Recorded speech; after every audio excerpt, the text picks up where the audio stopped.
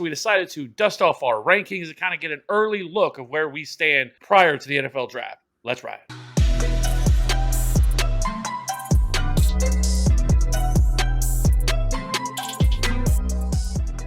Welcome back in. Welcome back in. So let's just go ahead and get right to the good stuff. Let's start with our RB1 rankings. I have Christian McCaffrey, Saquon, JT, Austin Eckler, Pollard, Jacobs, Stevenson, Kenneth Walker, Derrick Henry, Travis Etienne, Najee Harris, and Nick Chubb.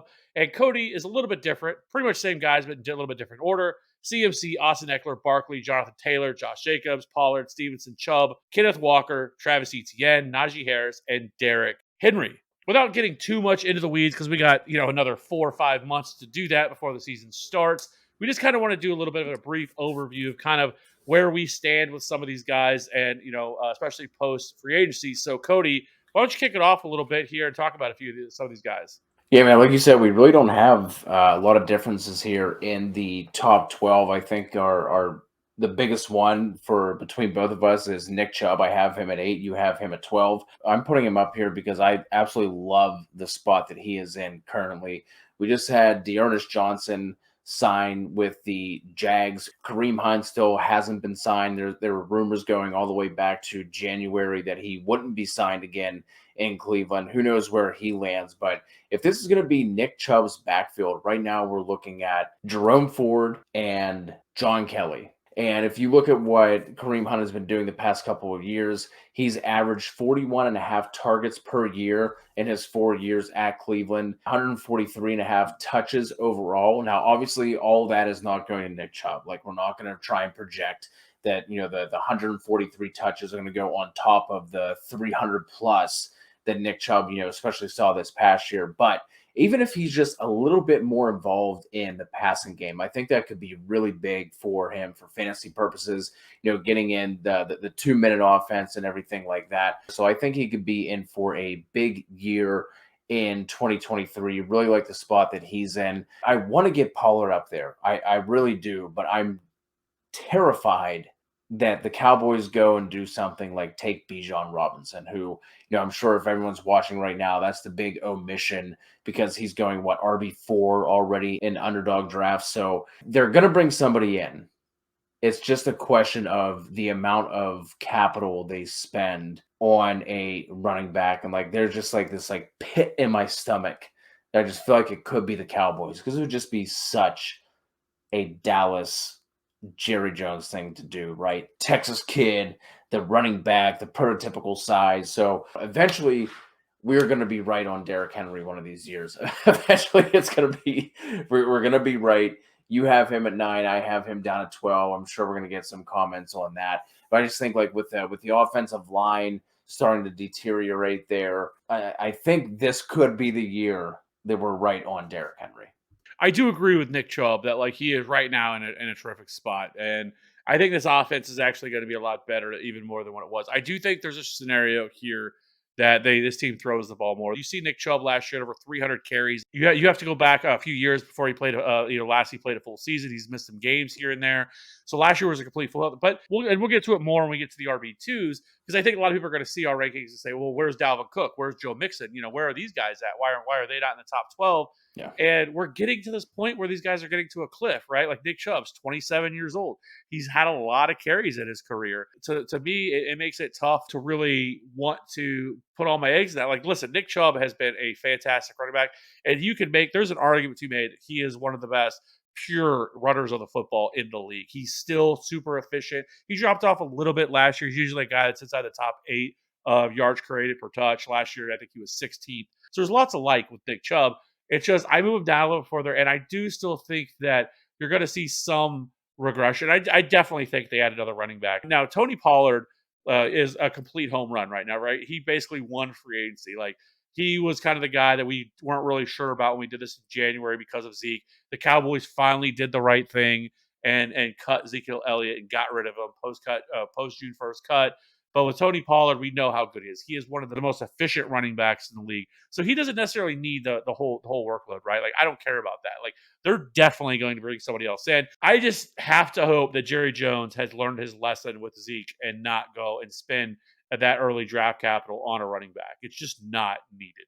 The other point we should mention, though, is that if they bring in a running back that is probably, it's not going to take much to be better than what Zeke was, right? Because Zeke was a broken down shell of himself. He was just good at falling into the end zone on the 1 yard line, and that was kind of it. Like he was not very good. And so if they bring in somebody like Zach Charbonnet, even that would probably worry me a little bit. Maybe I knock Tony Pollard down a little bit, but I still think it's a home run swing. The guy is, a monster efficiency wise. He's going to be good from the injury he suffered, in the playoffs and stuff like that. So overall, I still feel really good about Tony Pollard, and I just think he's kind of in a home run situation. The other guy that I wanted to hit on here really quickly is Kenneth Walker. I really like him as well this year. I got him and Ramondre Stevenson. I want to get higher, but I just can't get them ahead of the guys that are there. But both Ramondre Stevenson and Kenneth Walker are in great spots this year. Both of them are looking like the true workhorse back in their backfields. Kenneth Walker last year, even in limited opportunity, was still really, really good at 65% of the opportunities, 228 carries. He was targeted 35 times, which was good to see because we just didn't know how much he was going to be utilized in the passing game. I would like to see that go up. I would rather see, maybe 50 targets for him, but I don't know. We'll see. But he did, he was sparingly used in the first half of the season, or at least the first 4 or 5 weeks. So we have to remember that as well. Though he still finished very well, over 1,000 rushing yards, 165 receiving yards, 9 touchdowns, and he was 16th in fantasy points per game. And this was behind a really bad offensive line in Seattle. The Seattle ranked 30th in adjusted line yards and 18th in run blocking grade per PFF. And so that is definitely an area they could improve. And they did bring in a couple of free agents. I think that is definitely something they should be looking at in the draft as well. If they do so, I think Kenneth Walker's in a fantastic spot because there's nobody else there that is threatening him. And the same thing with Ramondre Stevenson, right? He looks like he's going to be the lead back. As long as they don't bring in anybody of note, because right now it's James Robinson, who they brought in for really cheap. I think Ramondre Stevenson is in a great spot as well. Both of those guys are just home run hitting upside there for both of those running backs. That being said, let's just go ahead and jump over to our RB2s. We both have Bijan Robinson at 13.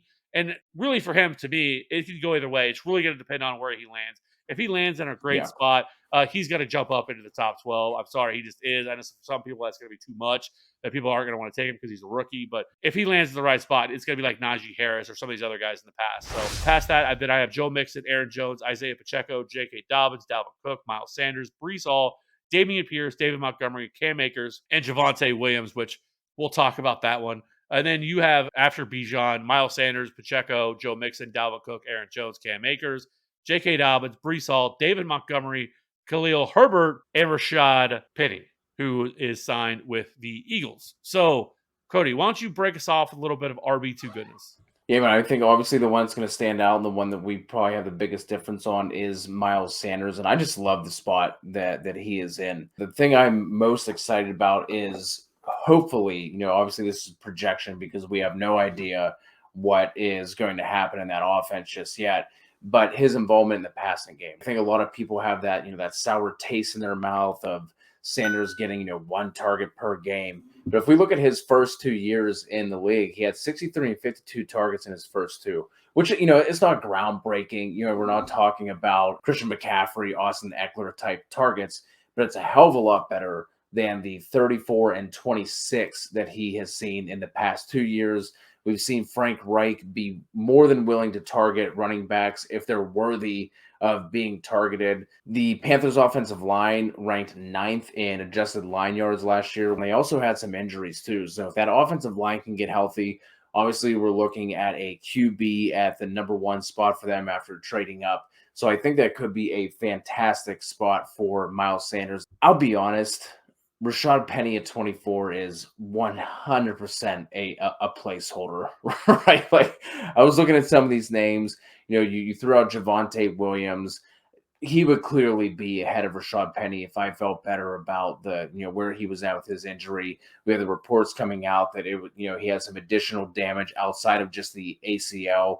Could be looking at a J.K. Dobbins type of injury just in terms of the additional structures being involved with his knee injury outside of someone like Brees Hall, who you have a 20, I have a 21. His is apparently more of a clean ACL tear, nothing else involved there. But with Rashad Penny, as long as the Eagles don't do anything in the draft, right, they've been another team that's been linked to Bijan Robinson. But, Rashad Penny, as things stand right now, he's in a nice spot. Although I will say then I am very interested in Kenneth Gainwell. He's someone who, if you're kind of going zero RB strategy, he's someone that I would definitely be targeting just with the injury history that Rashad Penny has. Khalil Herbert, whenever he's been giving the opportunity, he has torn it up. Obviously, the Bears have gone out and invested in the offensive line a little bit as well.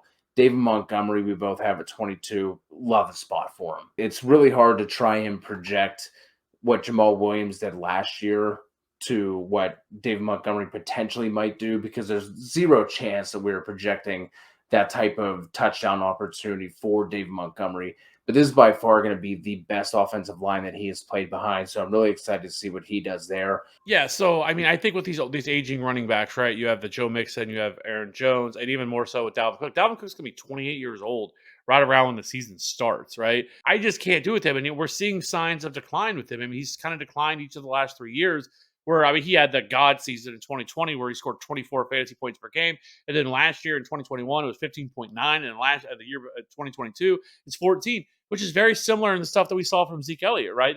We were seeing the same kind of stuff this decline. Like he's getting up there in age. He's had a lot of touches in his career, dealt with a lot of serious injuries as well. But last year he just was not efficient at all. He was 42nd yards created per touch. He was 37th in true yards per carry. He was 30th in breakaway run rate. We're getting to this point with a lot of these dudes that like I'm just out on them and I don't want to mess them. I think there's enough running back capital out there that you don't have to mess them. And because the decline is coming, and when they fall off a cliff, it tends to just be steep. It's not something that's usually a gradually decline. Usually they just fall right off a cliff. And Dalvin Cook is heading towards that. And so I'm just not buying into it. I think you see more of a little bit of a split this year if they do retain Dalvin Cook. Brees Hall, I can see myself moving him up a little more, but it's still hard to trust. We see it time and time again with these running backs. It takes 2 years for them to come back, bounce back. I love Brees Hall, but I have been a Brees Hall stan since he came out. This isn't anything that I don't like him. I think the offense is going to be even better, obviously, once they get Aaron Rodgers and the rest they've done with this offense. They have a lot of weapons here in this offense, but I just can't buy in year one, think that he's going to bounce back. I see a lot of people still have him ranked inside their top 10, and I think that is just Can't do it. not good. Now, I will say his ACL tear is better than what we see from a lot of these guys where they end up having other injuries, but this still happened later in the year. I'm just not going to invest in Brees Hall unless we just get these glowing reports and he's ready to go day one from training camp. And I mean, then maybe I will change my mind on him a little bit. But with Javonte Williams, me having him here at 24, it's more like a mercy rank, right? I love Javonte Williams. Again, same guy.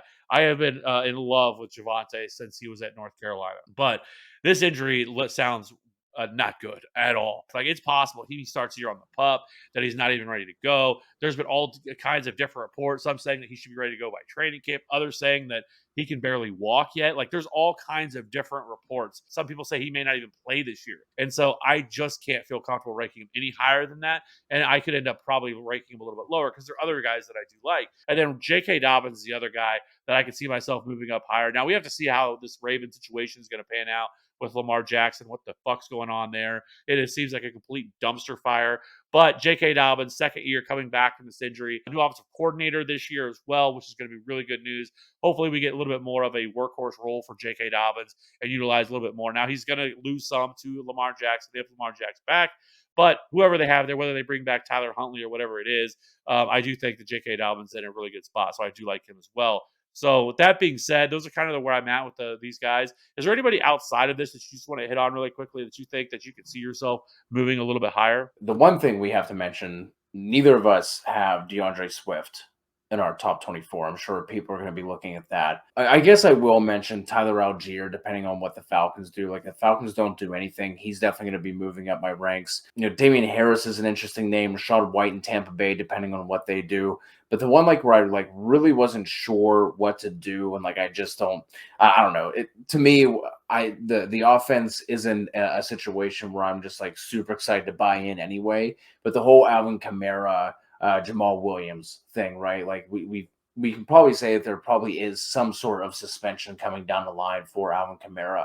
We don't know how long, but if he gets hit with a 6-game suspension, I do think that makes Jamal Williams interesting because we know even once Kamara comes back, that Jamal Williams is going to have a role in that offense. But I just didn't feel like it was necessary to throw, Jamal Williams in there or Alvin Kamara. I definitely agree on Tyler Algier. I'm kind of just waiting to see what happens here with him. I think he did a fantastic job last year. He was top five in his tackles for, his top five in yards after contact per attempt. Like he was really good last year. And really kind of a little bit of a limited sample size.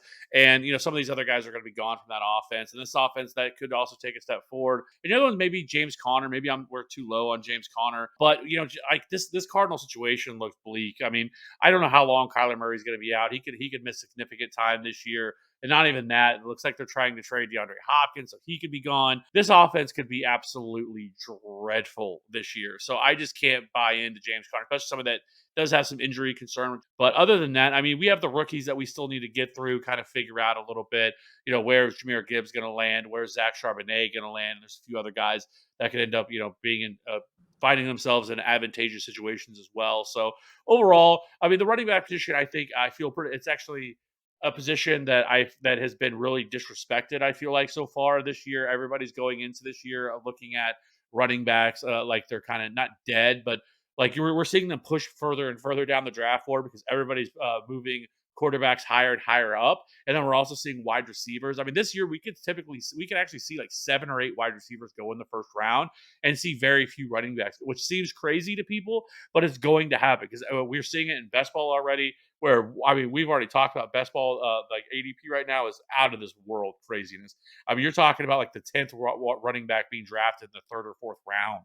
Like it's wild out here right now with people overcorrecting for what happened last year. So we'll get far more into the weeds on these running backs, kind of really breaking things down where they stand, what their offensive line, what their situation looks like, especially after the draft, because we still got to fill up that last component. Because some of these guys' stock could be absolutely nuked if they go out and draft, a high round or a high draft capital running back. So be sure to hit that like and subscribe button for future content. We appreciate everybody rocking with us, and we will see you on the next one. Bye.